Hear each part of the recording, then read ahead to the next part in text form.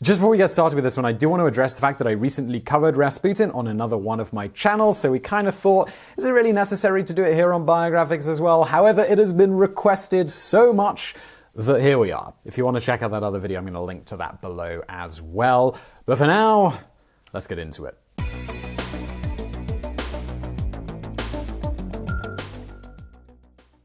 Grigori Rasputin was a Russian peasant who claimed to have mystic healing powers, and he even went so far as to say that he was the second coming of Christ. He formed his own cult and even manipulated members of the royal Romanov family into believing that he truly was a holy man. Once he had everyone wrapped around his little finger, he used his influence over the Russian government, and his decisions contributed to the downfall of the Romanov dynasty. For years, he claimed that he struggled between the forces of good and evil. Many priests believed that his powers didn't come from God at all, and that he was actually the Antichrist.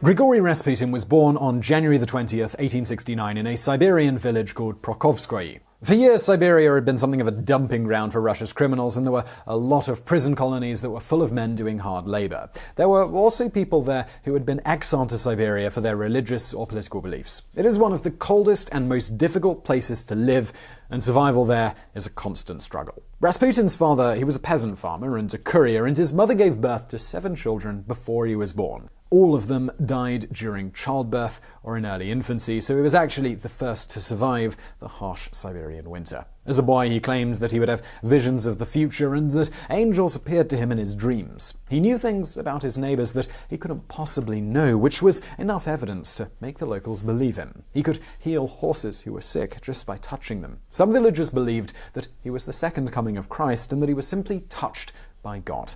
Others believed that he was demonic and could potentially be working with the devil. In his teens and early 20s, it would seem that the latter was true because he was apparently very badly behaved. He would drink, he would steal, and he'd generally just get on everyone's nerves.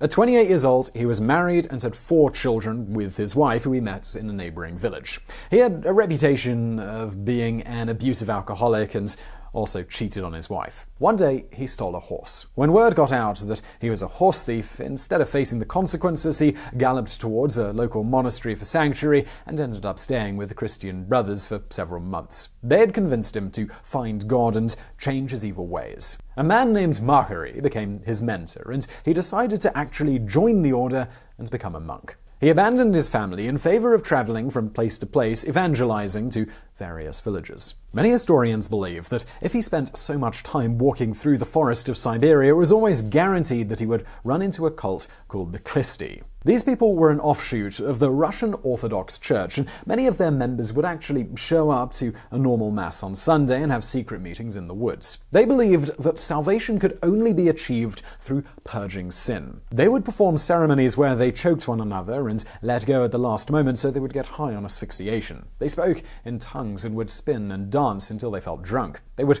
work themselves into a frenzy and then fall to the ground. Then they would let out their pent-up desires by having sex with whoever was lying next to them in a massive orgy. Rasputin continued to travel and evangelize the Christian faith, but this wasn't your normal run-of-the-mill visit from someone with a Bible. These monk wanderers were not allowed to bathe, and Rasputin sometimes wore shackles as he walked to make himself feel pain on purpose. This was supposed to be an atonement for his sins. By the time he returned to his village to see his family and friends again, he was a completely changed man. His eyes stared on with a frightening intensity, and he said that his visions from God, they were stronger than ever. Even though he only just got home, he told his wife that he needed to use the basement as a meeting place for his religious group, where he continued to have orgies with his Klisti friends.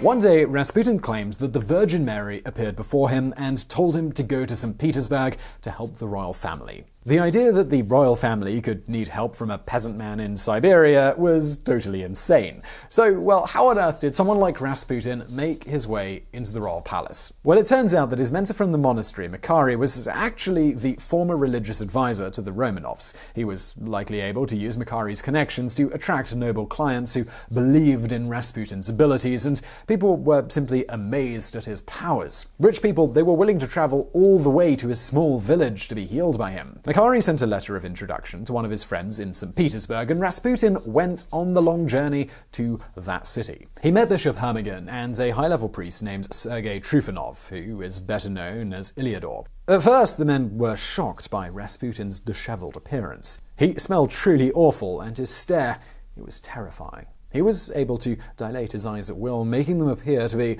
almost fully black. But once the priest saw his healing ability, he said that he must be a saint who was gifted by the powers of God.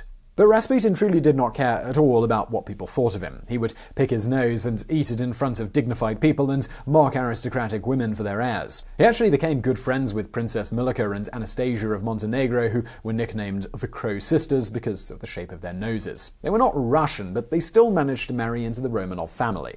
They'd actually both been heavily involved in mysticism and the occult, and they both manipulated their way into marrying members of the royal family. They were often treated as outcasts by the rest of the aristocracy, so they bonded with Rasputin and took him under their wing. All of this was perfect timing, because Tsarina Alexandra Romanov had just lost her first spiritual advisor, a man named Dr. Philippe. She believed that he helped her and Tsar Nicholas have a son and heir to the throne after having only daughters. He claimed on his deathbed that she would meet another holy man very soon who would take his place. Almost immediately after this, the Crow sisters introduced Rasputin to the Tsar and Tsarina at a party. The sisters had been the ones who helped the Tsarina find her previous mystic. So when Alexandra learned of the stories of Rasputin's miraculous healing abilities, she knew that she wanted him to help her son Alexei. He was born with hemophilia, which is a condition that prevents blood from clotting. This means that even a small scrape can lead to massive blood loss. They never told Rasputin about their son's condition at the party, and it was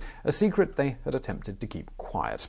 Alexandra was still considering whether or not she could trust this peasant from Siberia. But one day, Alexei fell ill and scraped his knee, and the bleeding was not stopping. Rasputin showed up out of nowhere to the royal palace, demanding to see the boy. He said that he had a vision from God, and that without him, the prince would die. In reality, he most likely learned about this insider information from the Crow sisters, but to the guards and the royal family, they were shocked, wondering how he could have possibly known. Once he was allowed to see him, he told the doctors to leave so that he could use his healing powers. Almost immediately, Alexei actually did begin to heal, and this was enough to convince Alexandra that he was truly a holy man who had magical healing powers. Modern-day scientists and historians believe that this was not magic, surprise, surprise, but that he was actually preventing the doctors from giving Alexei aspirin, which would thin his blood and only make his hemophilia worse. Within just a few months, Rasputin became a regular installment in the Romanov family mansion. He began to give drugs like opium, morphine, and cocaine to the Tsar, claiming that they would help him with his various ailments. They would get high together on a regular basis. The Tsar became addicted, which only made him want Rasputin to come by the palace more often. The Tsarina would get migraine headaches and suffered from anxiety, and Rasputin was able to take away her pain and get her to relax. Soon enough, the Tsar and Tsarina, they began to feel a dependency on him, and he started to visit at least once a week.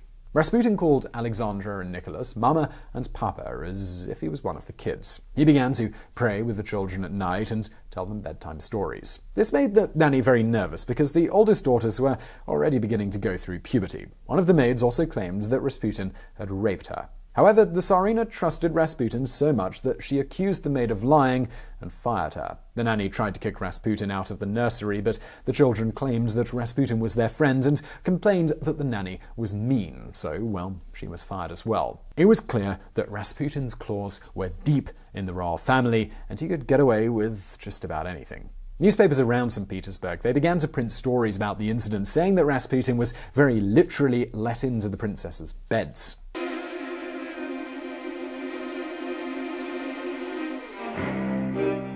Rasputin lived in an apartment in St. Petersburg, where his followers could come and have meetings with him. Women would all show up with a hot dish, and they had potluck-style parties. They gathered around a table with him sitting at the center. Rasputin would sit in silence, staring into space, when suddenly he would begin to mumble something. The women would immediately stop talking in hopes of understanding what he was trying to say. He would then grab paper and desperately write down whatever was on his mind. For some insane and inexplicable reason, this was incredibly attractive to these women. They believed that he was the second coming of Christ, and they would offer to go with him into his bedroom and have sex with him. One disciple in particular, Olga Lokhtina, had so much faith in him that she left her husband and children in order to live in his apartment. She forced everyone to address him as God. Witnesses opened the back door to see Olga holding his penis and screaming, "You are Christ, and I am yours." And whoever walked in on this unfortunate scene, well, they slowly backed away, shutting the door on their way out. After learning about this scandal, police officers were ordered to follow him to see what he would do. They reported that he would hire prostitutes on almost a daily basis and bring them into bathhouses. Now, you would think that if he was paying for a bath on a daily basis, he might actually smell good, but according to testimonies, he would bring a prostitute into a private room where they would both get undressed. He would then take his leather belt and begin beating the woman, claiming that he would beat the sin of lechery out of her soul. Then he would have sex with her and leave the bathhouse without even touching the water. He was once witnessed leaving a bathhouse and screaming at the demons that he could feel inside of him. He would say that he could see the devil in himself, and he said that there was a battle over his soul going on. Now, obviously this might sound like he was tripping on one of the many drugs that he happened to be taking. But remember those two priests, Bishop Hermogen and Iliador? Well, they happened to hear about Rasputin screaming about demons in public, and this was damaging their reputation since they were the ones who introduced Rasputin to St. Petersburg society. Hermogen and Iliador ambushed Rasputin to confront him about what he was doing. They accused him of using the devil to have these healing powers. Hermogen grabbed Rasputin by the penis and screamed that he was thinking with that rather than his brain. These two came prepared with a giant wooden crucifix which they used to beat him just about as bloody as he would beat those prostitutes in a bathhouse. But the power of Christ did not compel him. Rasputin tattled on them to the Tsarina, saying that they were trying to murder him. Hermogen and Iliador were then both sent into exile, and Iliador fled to Finland dressed as a woman so that no one could trace where he was going. At the same time, Rasputin decided that he needed a break from the city and visited his home in Siberia.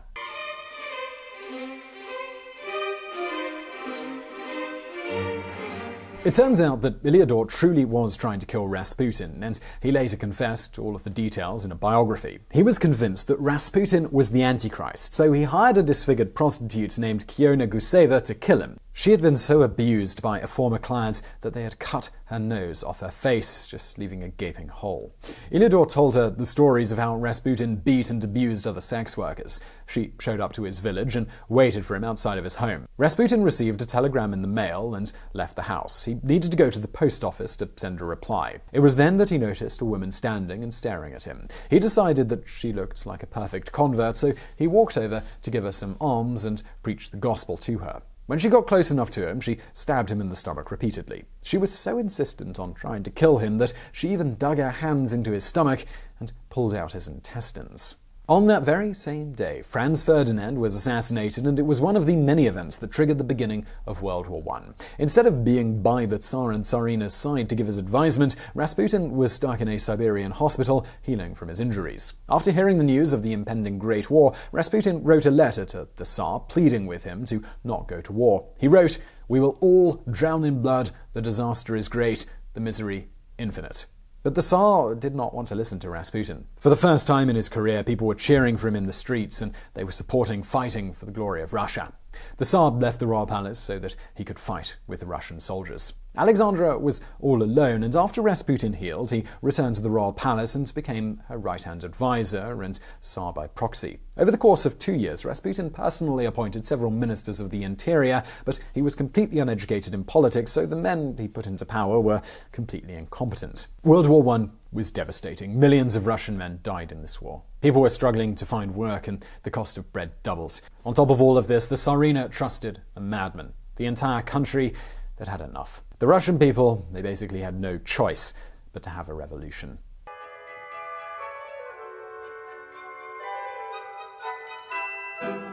Even though he survived the assassination attempt, Rasputin's health began to decline, and soon enough, he could no longer heal people. He wrote in his journal that he knew that he would die soon, and he already had made peace with it. He believed that God was about to make a sacrifice in order to save the Russian people, similar to how Jesus Christ had died on the cross. He wrote to Tsarina Alexandra, "If one of your relations brings upon my death, then none of your family will remain alive for more than 2 years. They will all be killed by the Russian people. Tell your relatives that I have already paid for them in my blood.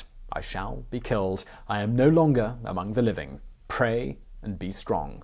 During a meeting in Parliament, one of the politicians actually called Rasputin a dark force and said that he was sick and tired of this dirty peasant controlling the country, and that he would personally kill him himself if the man was not taken out of power. Tsarina Alexandra's nephew was a man named Felix Yusupov, and he was one of the many people who wanted him dead. He heard a lot about Rasputin's reputation with the ladies. Yusupov was married to a woman named Irina, and she was considered to be one of the most beautiful women in the city of St. Petersburg. It was rumored that Yusupov was bisexual, and that the couple were swingers with an adventurous sex life. He invited Rasputin to join them, claiming that Irina had taken their open relationship too far, and that he believed that she was stricken with a sex addiction. He said that she needed Rasputin's help to heal the demons inside of her. After gaining Rasputin's trust, Yusupov met up with two of his co-conspirators.